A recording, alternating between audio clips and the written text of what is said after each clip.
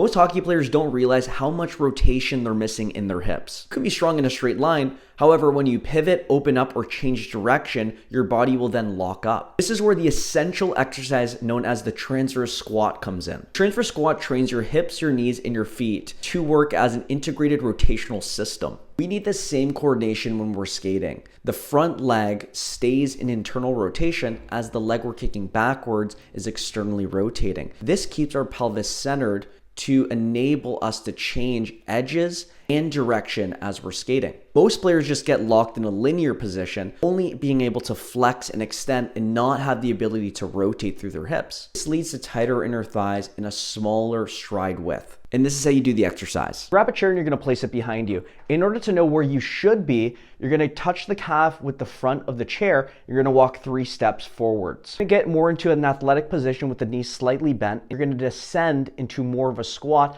as your heel makes contact with the leg of the chair, just like this. What to keep in mind is the front foot that is not moving is always staying centered, and you're not rotating through your spine.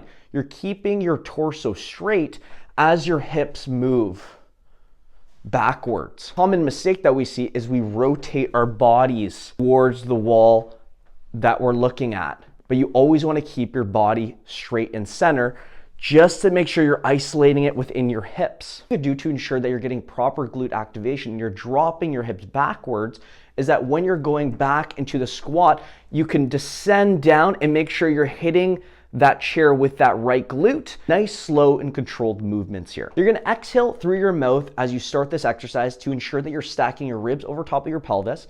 And as you're dropping that heel back, take an inhale and then you wanna come back up. This ensures that the ribs are stacked over top of your pelvis at all times to get proper glute activation and to make sure that your trunk isn't doing all the work and you're arching your lower back. This is a very common mistake we make. As we descend into the squat, you want to make sure that you're pushing through your middle foot and your big toe.